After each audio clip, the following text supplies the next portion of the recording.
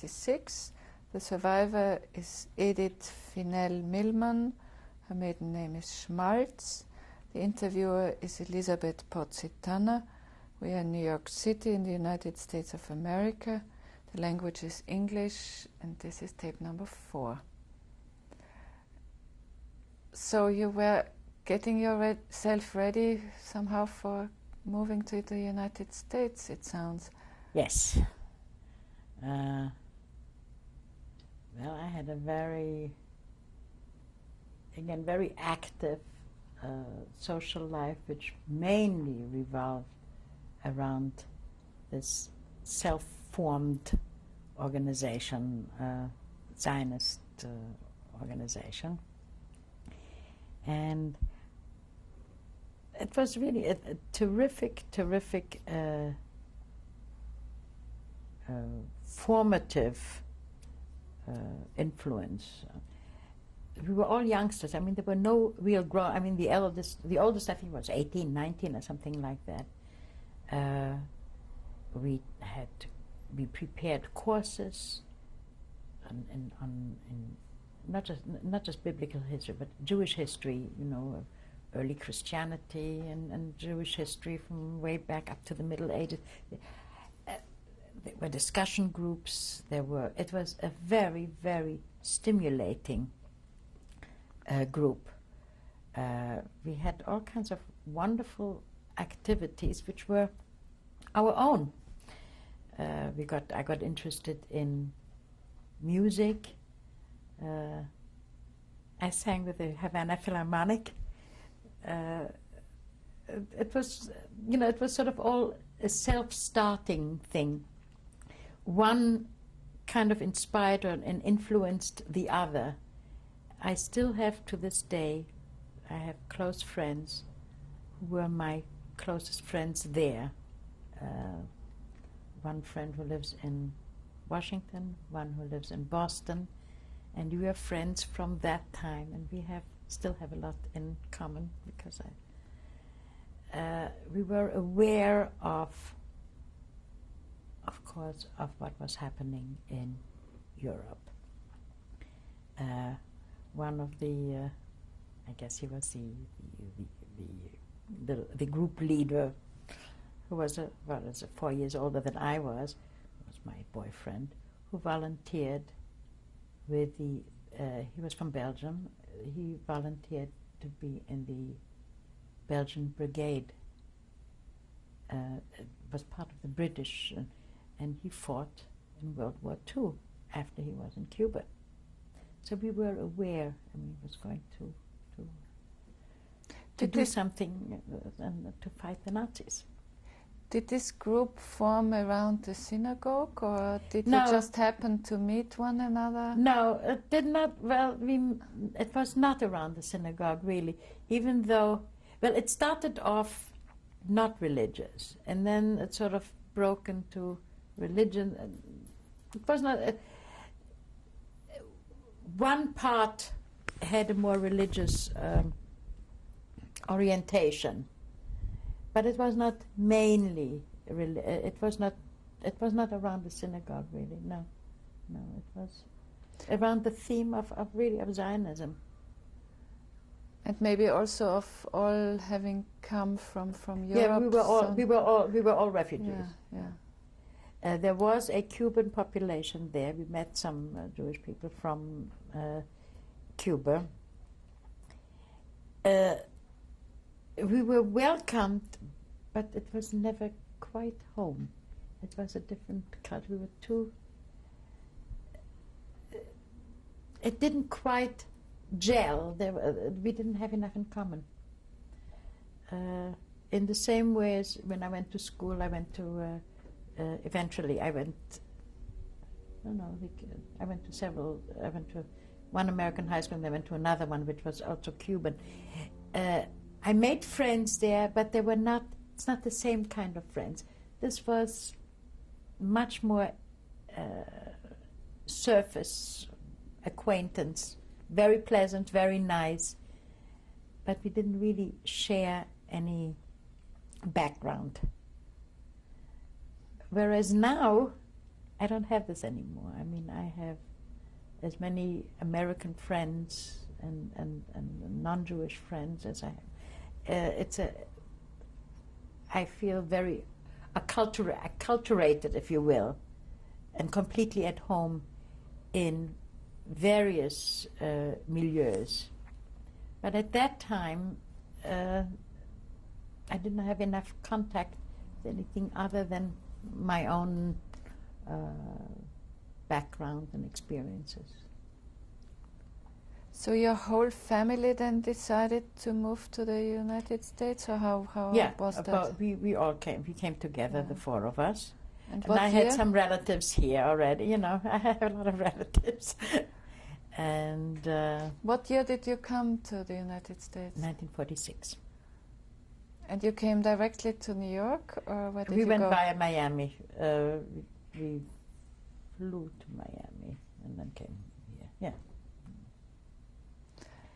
Yes. And so how did your life in the United States start? How did it start? Well, we didn't have. We did not have any means.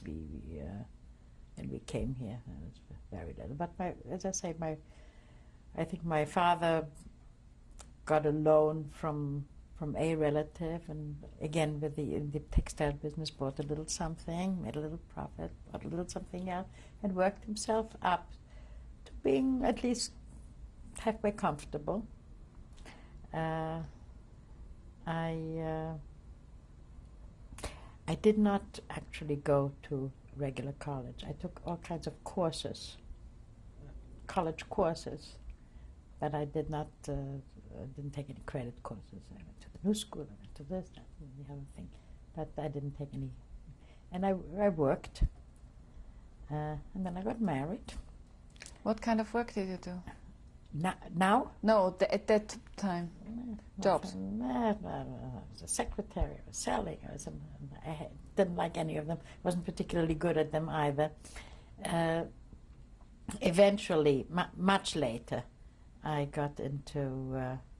I got a job at Berlitz, and then in selling, and eventually. I was there for 5 years, and I went to another language school. And then in 1974, I decided I'll open my own, and it's 21 years that I have my own. Yeah. So I got married. Yeah. I had 2 boys. I was married for 23 years. Whom did you marry? I married Hermann Finkelstein, who was born in Leipzig. And we lived in Rego Park. We had a house at Rego Park. And you had 2 boys, you say? We had 2 boys, yes. We're still friends. I still see my ex-husband. He comes over and has dinner. And after he got married and I got married, we would still go to my mother's on a Friday night all together and have dinner at my mother's house. My newer husband, and Herman. And now when he comes to visit my son upstairs, we get together. So, and now you are still working, still active? Oh yes, I have, the name of my school is Accent on Language, and we teach all languages and translation services. And I'm very busy. Well, thank you very, very much for sharing your story with us. Thank you. I think this project is a very, very worthwhile project, because I think we were the ones that have experienced it firsthand aren't going to be around forever, and if you don't do it now, it's not going to be there for people to know what happened. And whereas I and my immediate family were lucky to have escaped sort of right under the wire each time, we should not forget what did happen and how it affected everybody, even those that escaped. So for your research. for your grandchildren who are going to watch this tape, is there something that you would like to tell them especially about your story and what it all meant? Well, I think it means have the faith that you can do, that you trust yourself to do the right thing and do it well, and when you have an opportunity to do something, don't hesitate, just do it, and have the faith that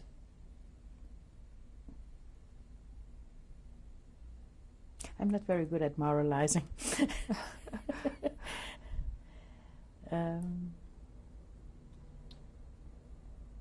Just live worthwhile lives, and that is satisfaction in and of itself. Okay, thank you very much. Thank you.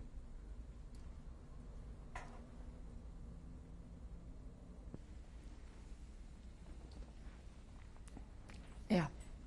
That's my grandmother, after whom I'm named. Her name was Ethel, or Etke.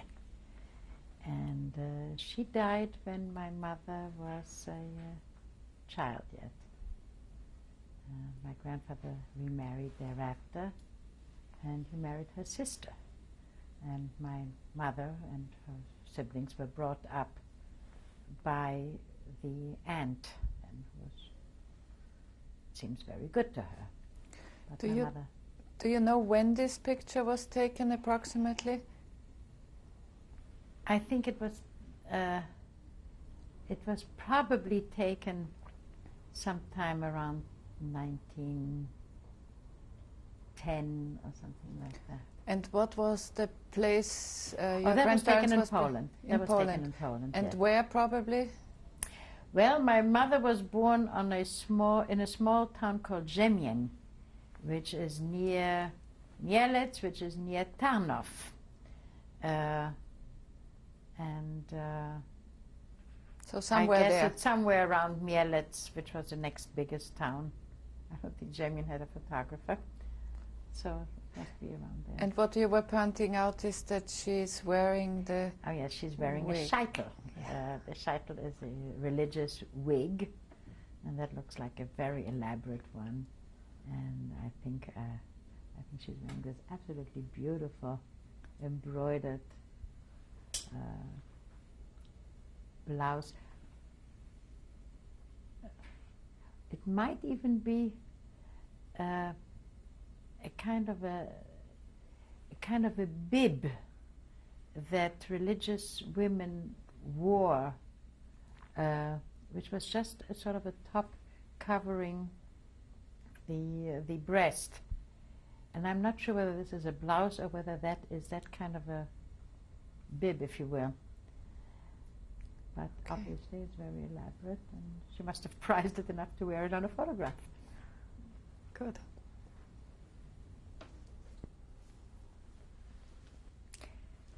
I love this picture. This is my grandfather, my mother's father, who that was also taken in Poland.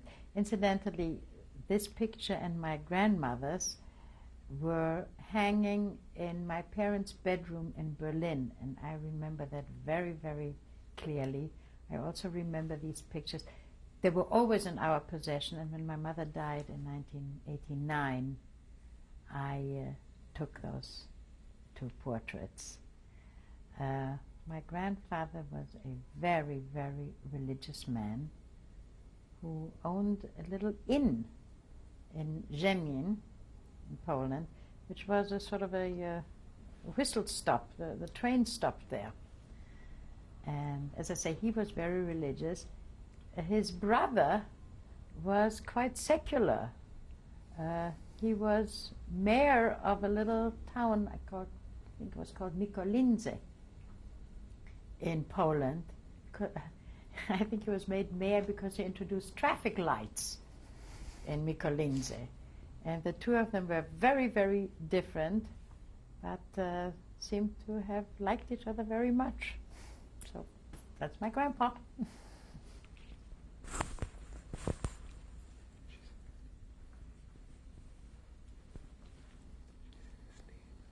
Did you say his name? It's Avrom Yehide. It's his Jewish name, which is Abraham Yehuda Kurtz. I guess that's his name. Thank you. Okay. Well, that's my parents' wedding picture. It was taken in Berlin. They got married in Berlin. It must have been about 1921 or so, 2021, maybe early 22, something around that. My father's parents had also moved to Berlin, and my mother's brother had met my father in Berlin and somehow made her come, and evidently it clicked, and they got married. On my mother's, well, on her right, on my mother's right, is her eldest sister, who moved to Palestine in 1935, I believe.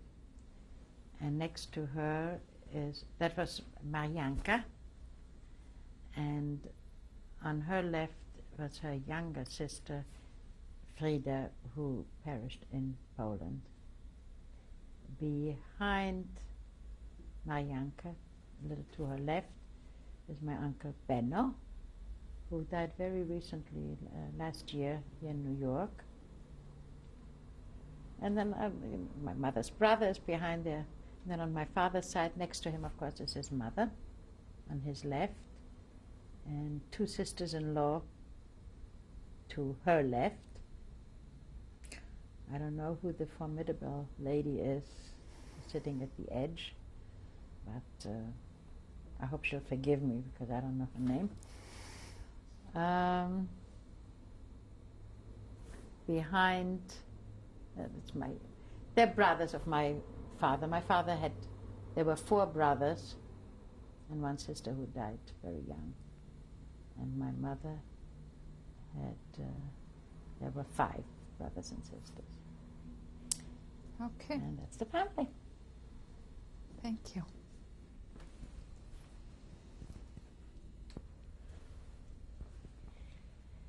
In the middle is my father, Joseph, and on his left,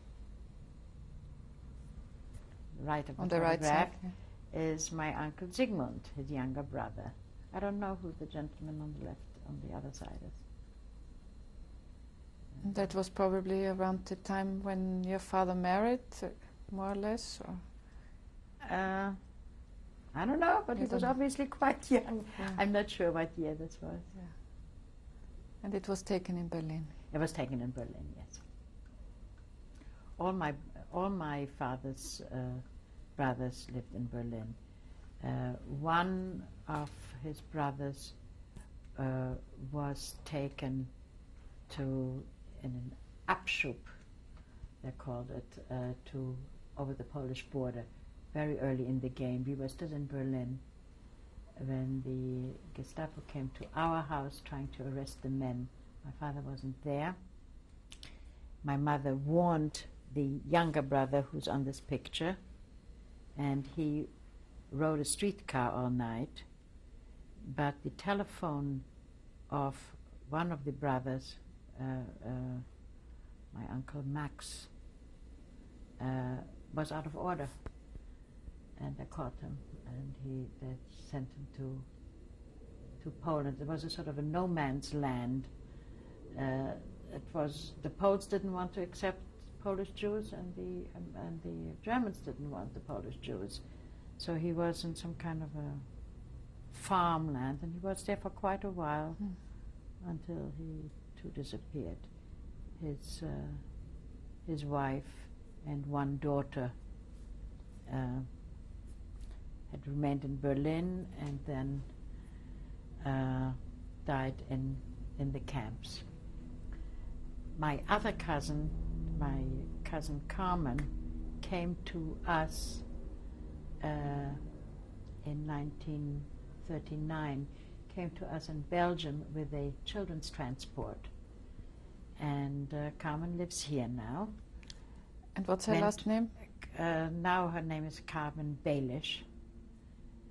We are very close. And Carmen went back with her daughter to Berlin in, I think, 1991 or so. And the records there said that her parents were, her mother and sister were, quote, verschollen, meaning disappeared, just gone. And that was from the Schmalz family? That was, yes. She is my first cousin, the daughter of one of my father's brothers. He had two older brothers and one younger brother. Mm-hmm. Okay. He was 93. Those are my parents. I think they look very elegant here. My mother is quite pregnant with my brother Leo. I don't. It was taken in Berlin in 1922. It says so on the back of the photograph. And I think they're very proud of my nice-looking parents. Can be.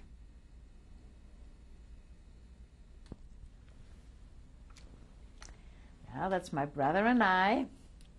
My big brother, of whom I was very proud and with whom I threatened to all my friends if they did anything wrong to me, he was going to take care of me.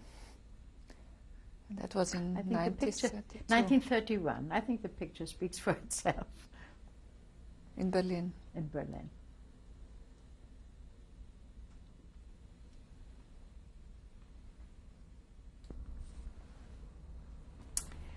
That's in Karlsbad, where my parents went on vacation sometimes together with my uncle and aunt. My father's on the right. My all-time favorite aunt is in the middle. She's the one that was helping me with my French and taught me all kinds of wonderful things. Her name was? Her name is Bertha Kurz, my Tante Bertha. And my uncle, her husband, Uncle Wilhelm, who eventually died in Israel. They both died of natural causes. That was in 1936, I think the picture says. Is that what it was? 1936, yeah. I guess these things have the date on the picture. Yeah.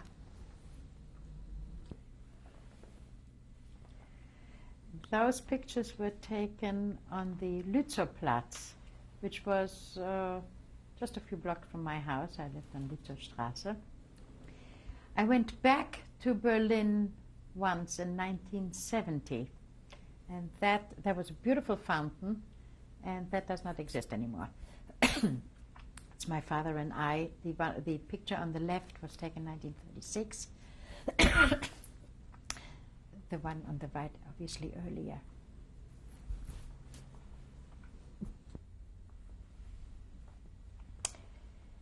That picture was taken in front of our house, Lützowstraße 85A.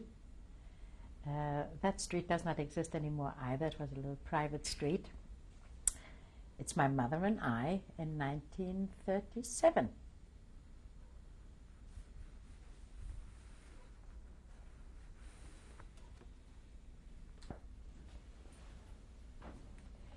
This is in Portugal. The locale is the courtyard of the synagogue in Lisbon.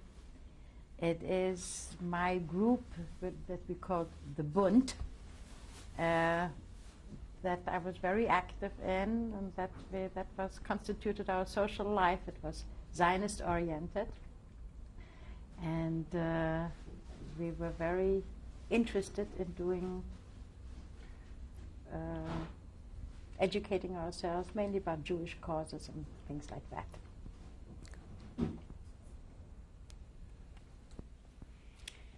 This is in Havana, again with my group.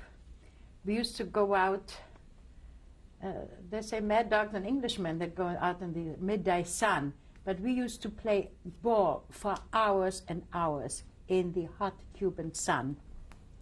We went under a roof just to take photographs. We would be out every Sunday, and that was our physical activity. Otherwise, we were busy, singing and learning things about. We were very, very involved with world affairs and Jewish affairs, and but we had a lot of fun. We played a lot of ball, and that's one of the places we went to. This must have been about probably about 43. Mm-hmm. Thank you. You don't like it? Not particularly. That's me on one of our outings where we played ball, and I guess we were resting up after all the ball playing. In Havana? In Havana, yes. We also went camping. We literally slept in tents, the girls in one tent, the boys in another, and we'd stay away for 4 or 5 days camping. It was terrific.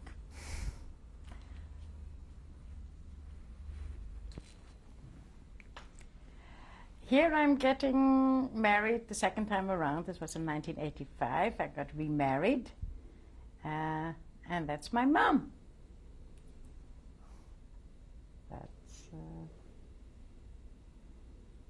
what else is there to be said? It's fine. Happily married.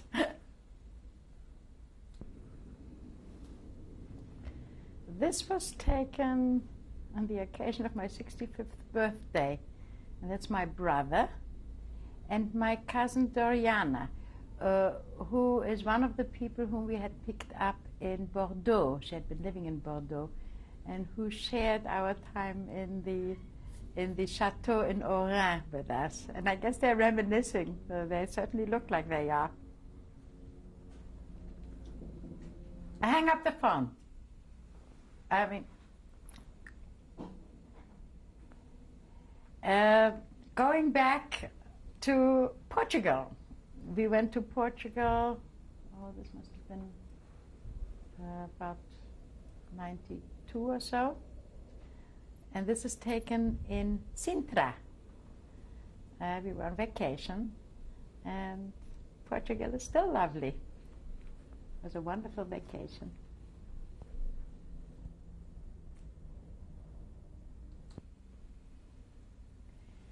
This is the family of my younger son, Ron. That's Ron and Honey and Anin and little Evan. They live in Pleasant Valley, which is upstate New York in the Hudson Valley. And Anin is now 8 and little Evan is 4. And I love them. They're wonderful.